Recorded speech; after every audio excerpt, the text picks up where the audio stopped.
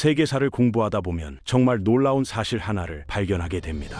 어떤 나라는 한 번도 침략받지 않고 살아남았고 어떤 나라는 몇 번의 위기를 겪었죠. 그런데 말입니다. 이 세상에는 아예 지도에서 완전히 사라졌다가 다시 나타나기를 8번이나 반복한 나라가 있습니다. 콩고는 140년 가까이 고통받았지만 그래도 나라가 아예 없어지진 않았습니다.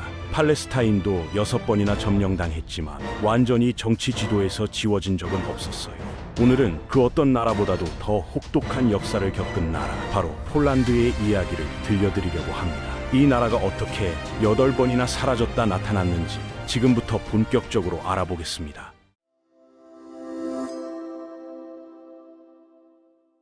우선 폴란드라는 국가가 어떻게 탄생했는지부터 살펴봐야 합니다. 서기 966년 이전의 폴란드는 사실 제대로 된 국가라고 보기 어려웠어요. 여러 부족들이 모여 살고 있었고 피아스트 가문이라는 귀족 집안이 이 지역을 다스리고는 있었습니다. 군대도 있었고 경제 구조도 있었지만 주변 강대국들은 폴란드를 진짜 나라로 인정하지 않았죠. 당시 유럽에서 진짜 국가로 대우받으려면 꼭 필요한 조건이 하나 있었습니다. 바로 기독교 국가여야 한다는 점이었어요.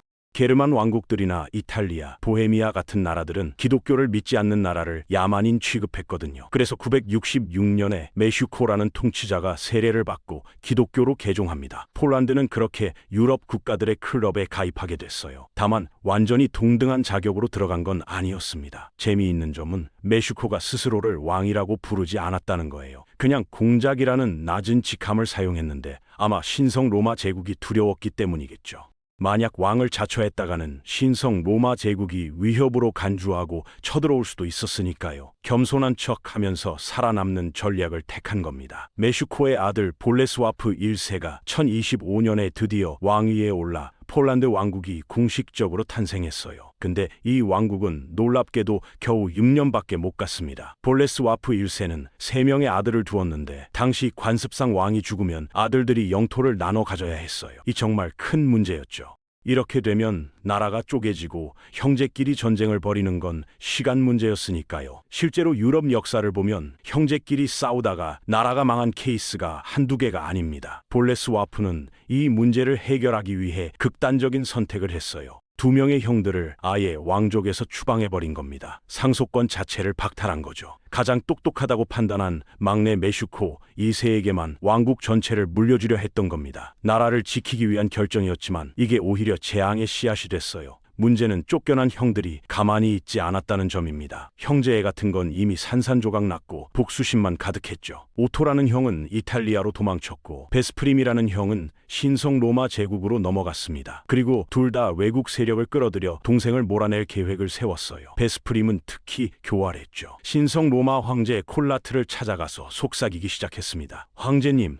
제 동생이 황제님께 조공도 안 바치고 있다는 거 아세요? 이런 식으로 부추긴 거예요. 황제 입장에서는 반가운 정보였습니다. 폴란드를 치러 갈 명분이 생긴 거니까요. 결과는 참담했어요. 서쪽에서는 신성 로마 제국이 쳐들어왔고 동쪽에서도 다른 세력의 침략이 시작됐습니다. 게다가 내부에서는 기독교인들과 전통신앙을 지키려는 사람들 사이에 내전까지 터졌어요. 폴란드는 사방에서 불타고 있었습니다. 1031년이 되자 메슈코 2세는 왕위에서 쫓겨났고 베스프림이 독일군의 지원을 받으며 폴란드로 돌아왔죠. 베스프림은 동생에게 끔찍한 일을 저질렀습니다. 메슈코 2세를 강제로 거세시켜버린 거예요. 왕위 계승권을 영원히 없애버리려는 의도였죠. 형제간의 원한이 얼마나 깊었는지 알 수 있는 대목입니다. 베스프림의 통치는 형편없었어요. 왕이라는 칭호도 사용하지 않고 그냥 공작으로만 다스렸는데 아마 독일의 눈치를 보느라 그랬을 겁니다. 독일의 꼭두각시가 된 거나 마찬가지였죠. 채 1년도 되지 않아 베스프림은 암살당했어요. 누가 죽였는지는 명확하지 않지만 아마 또 다른 형 오토였을 가능성이 높습니다. 권력욕은 끝이 없었던 거예요. 오토도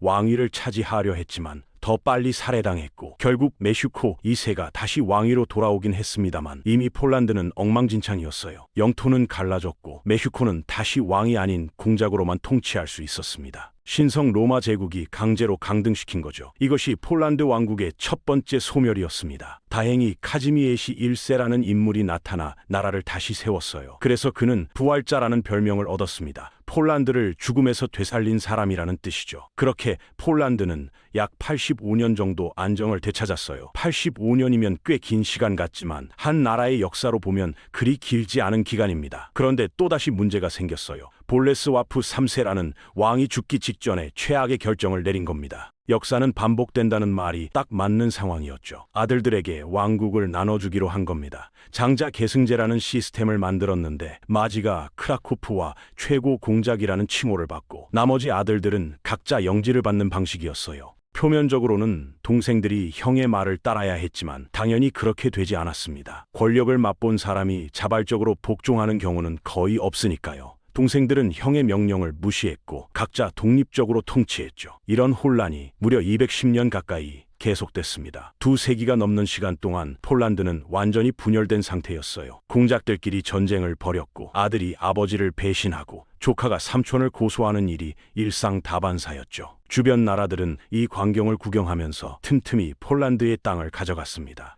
보헤미아는 실레지아 지역을 차지했고 독일 사람들은 서쪽으로 밀고 들어와 도시를 세웠어요. 지금도 폴란드 서부 지역에 가보면 독일식 이름을 가진 도시들이 많은데 다 이때 만들어진 겁니다. 가장 골치 아픈 존재는 튜튼 기사단이었습니다. 처음에는 프로이센 지역의 이교도들을 기독교화하는 걸 도와달라고 초대받았는데 자리를 잡고 나서는 아예 눌러앉아 버렸죠. 폴란드는 기술적으로는 존재했지만 누가 책임자인지 물어보면 대답할 수 없는 상태였어요. 국가의 지도는 마치 누군가 망치로 깬 유리창 같았습니다. 다시 부족 시대로 돌아간 거나 마찬가지였죠. 1300년대 초반에 드디어 변화가 일어났어요. 부아디스와프 1세라는 인물이 나타난 겁니다. 키는 작았지만 인내심은 엄청났어요. 몇십 년 동안 싸우고 쫓겨나고 다시 돌아오기를 반복하면서 조각난 공국들을 하나씩 다시 모았죠. 끈기 하나로 불가능해 보이는 이 일을 해낸 겁니다. 1320년에 그는 마침내 폴란드와 크라쿠프의 왕으로 즉위했어요. 210년 만에 진짜 왕이 다시 나타난 거죠. 두 번째 소멸이 끝났습니다. 그렇게 약 70년을 버티다가 1385년 또다시 위기가 찾아왔어요. 왕이 후계자 없이 죽어버린 겁니다. 폴란드는 큰 고민에 빠졌죠. 폴란드는 고민 끝에 리투아니아에 손을 내밀었습니다. 리투아니아는 당시 유럽에서 아직 기독교화되지 않은 마지막 대국이었어요. 제안은 이랬습니다. 리투아니아 대공이 기독교로 개종하고 우리 여왕과 결혼하고 나라를 합치면 왕관을 드리겠습니다. 참고로 이때 폴란드 여왕 야드비가의 나이는 12살이었어요. 리투아니아 대공 요가일라는 이 제안을 받아들였죠. 세례를 받고 결혼하고 부아디스와프 2세라는 이름까지 받았습니다. 이 가문은 이름을 재활용하는데 정말 열성적이었던 것 같아요. 그렇게 폴란드 리투아니아 연방이 탄생했죠. 역사상 처음이자 마지막으로 폴란드는 긍정적인 이유로 사라진 겁니다. 더 크고 강한 나라가 되기 위해서요. 이 연방은 정말 엄청났어요.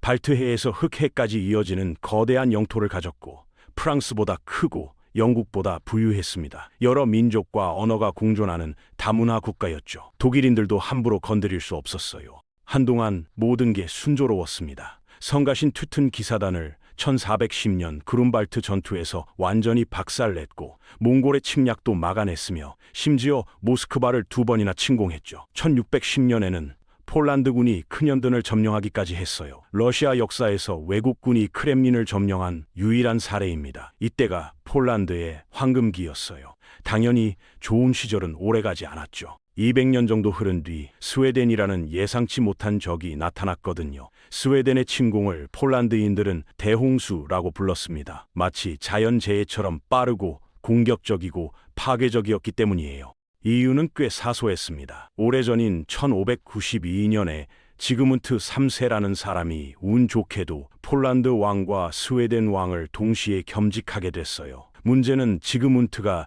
가톨릭 신자였는데 스웨덴은 막 개신교로 개종한 나라였다는 점이죠. 종교 갈등이 생길 수밖에 없었습니다. 게다가 지그문트는 폴란드에 살면서 스웨덴을 거의 신경 쓰지 않았어요. 스웨덴 귀족들은 결국 지그문트를 폐위시키고 다른 사람을 왕으로 세웠죠. 근데 지그문트는 이걸 인정하지 않았습니다. 죽을 때까지 나는 스웨덴의 정당한 왕이다 라고 주장했고 스웨덴은 이 집요한 왕을 숨겨준 폴란드를 절대 잊지 않았어요. 50년이 지난 1655년 스웨덴은 드디어 복수할 기회를 찾았습니다. 정확히는 복수라는 명분으로 부유한 폴란드를 약탈할 구실을 찾은 거죠. 이후 5년 동안 벌어진 일은 전쟁이 아니라 재앙이었어요. 바르샤바는 불탔고 크라쿠프는 점령당했으며 수도원들은 약탈당했습니다. 귀족들은 도망쳤고 평민들은 죽거나 굶거나 노예로 팔려갔어요. 인구가 절반 가까이 줄어들었죠. 폴란드의 경제는 완전히 무너졌습니다. 이것이 네 번째 소멸이었습니다. 1700년대에 접어들면서 폴란드는 더욱 약해졌어요. 귀족들은 자유거부권이라는 최악의 제도를 만들었는데 의회에서 귀족 한 명이라도 반대하면 법안이 무조건 폐기되는 방식이었죠. 한 사람이 전체를 마비시킬 수 있다니 나라가 제대로 돌아갈 리가 없었습니다. 외국 세력들은 폴란드 귀족들에게 뇌물을 주고 거부권을 행사하도록 부추겼어요. 1764년에는 러시아 여제 예카테리나 2세의 옛 애인이었던 스타니스와프가 꼭두각시 왕으로 즉위합니다. 프랑스에서 교육받고 개혁적이긴 했지만 한 가지 치명적인 문제가 있었어요. 러시아 여제의 과거 연인이었다는 점이죠. 폴란드의 왕이 자기 나라를 나중에 파괴할 여자의 옛 애인이었다니 참 아이러니하지 않나요? 스타니스와프는 폴란드를 현대화하려고 노력했습니다. 학교를 세우고 제대로 된 정부를 만들려 했지만 할 때마다 예카테리나가 발로 짓밟았어요. 러시아나 프로이센, 오스트리아에게 돈을 받은 귀족들은 전통과 자유를 외치며 방해했죠. 여기서 자유란 개인의 이익을 위해 나라를 망칠 자유를 뜻했습니다. 결국 주변 강대국들은 회의를 열어 이렇게 결정했어요. 폴란드를 두고 싸우느니 그냥 케이크처럼 나눠 먹는 게 어때? 정말 냉혹한 결정이었죠. 1772년에 첫 번째 분할이 일어났습니다. 하룻밤 사이에 폴란드 영토의 32%가 사라졌어요. 폴란드는 어리둥절했지만 그래도 버티려 했죠. 놀랍게도 1791년에 폴란드는 유럽에서 가장 진보적인 헌법 중 하나를 만들어냈습니다. 시민의 권리를 보장하고 왕권을 강화하고 귀족의 특권을 줄이는 내용이었어요. 5월 3일 헌법이고 불리는 이 헌법은 미국 헌법 다음으로 세계에서 두 번째로 오래된 성문 헌법이죠. 폴란드가 마지막으로 스스로를 구하려고 애쓴 겁니다. 러시아는 이걸 보고 완전히 이성을 잃었어요. 감히 허락도 없이 정상 국가가 되려고 한 이런 태도였죠. 예카테리나는 즉시 군대를 보냈습니다. 1793년에 두 번째 분할이 일어났고 더 많은 땅이 사라졌어요. 폴란드의 국경선은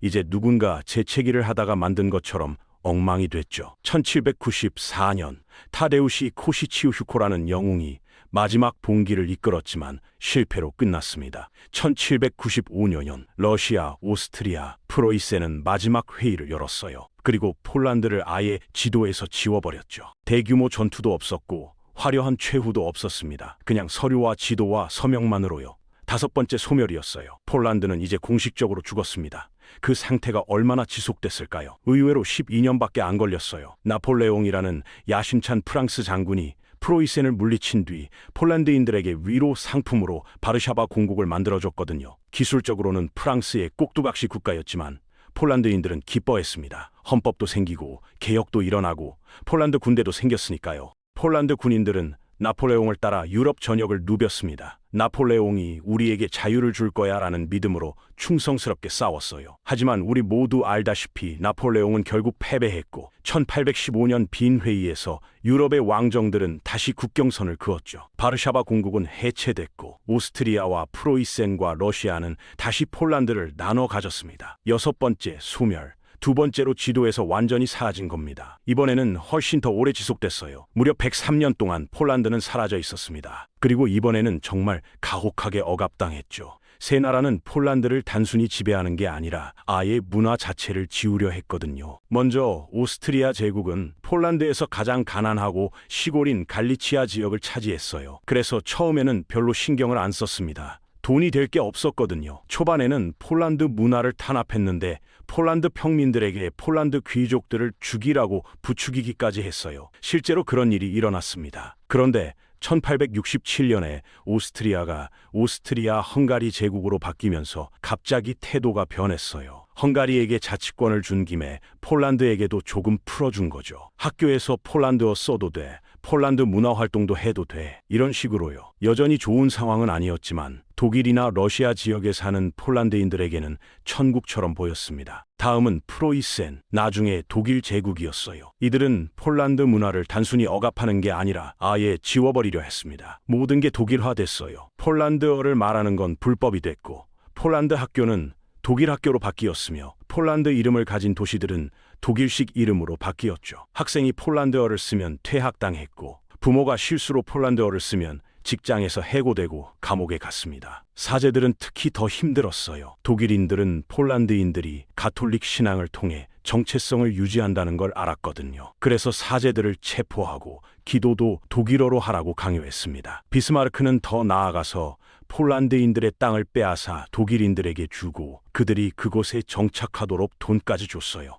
민족 구성 자체를 바꾸려 한 겁니다. 그리고 최악은 러시아였습니다. 1830년과 1863년에 폴란드인들이 두 번이나 독립을 위해 봉기를 일으켰는데 둘 다 피로 진압됐어요. 이후 차르는 폴란드를 벽돌 하나하나, 영혼 하나하나 파괴하려 했죠. 모든 폴란드 학교를 폐쇄했고 공공장소에서 폴란드어를 금지했습니다. 유치원까지도 러시아화됐어요. 5살짜리 아이들이 엄마를 마마가 아니라 러시아식으로 부른다고 두들겨 맞았죠. 러시아어로 가르치길 거부한 교수들은 해고되거나 감옥에 가거나 시베리아로 추방됐습니다. 시베리아는 죽음의 땅과 다름없었어요. 교회도 타겟이 됐죠. 가톨릭은 틀린 기독교 취급을 받았고 사제들은 체포되거나 정교회로 강제 개종당하거나 노동수용소로 보내졌습니다. 독일인들처럼 러시아인들도 도시와 사람과 강의 이름을 바꿨어요. 바르샤바는 바르샤바가 아니라 러시아식 이름으로 불렸고 폴란드인들은 러시아식 이름을 강요받았죠. 마을들은 재배치됐고 러시아인들이 그곳에 이주해 살기 시작했습니다. 펜이 아니라 피 묻은 칼로 지운 거예요. 그런데도 폴란드인들은 버텨냈죠. 125년 가까운 소멸과 억압에도 불구하고 손자들은 여전히 폴란드어를 했고 역사를 알았고 전통 음식을 먹었습니다. 비밀 학교에서 폴란드 역사를 가르쳤고 집에서 몰래 폴란드어를 썼으며 가톨릭 신앙을 지켰어요.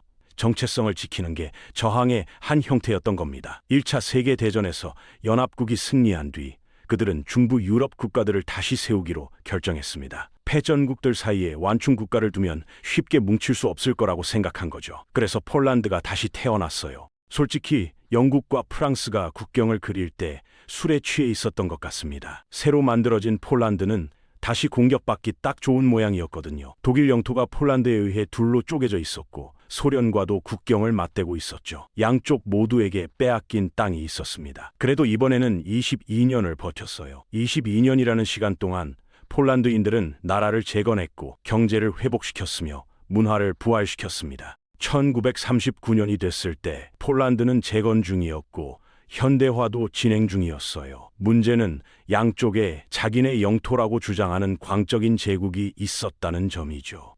왼쪽에는 나치 독일이, 오른쪽에는 소련이 있었고 폴란드는 한가운데 끼어 있었습니다.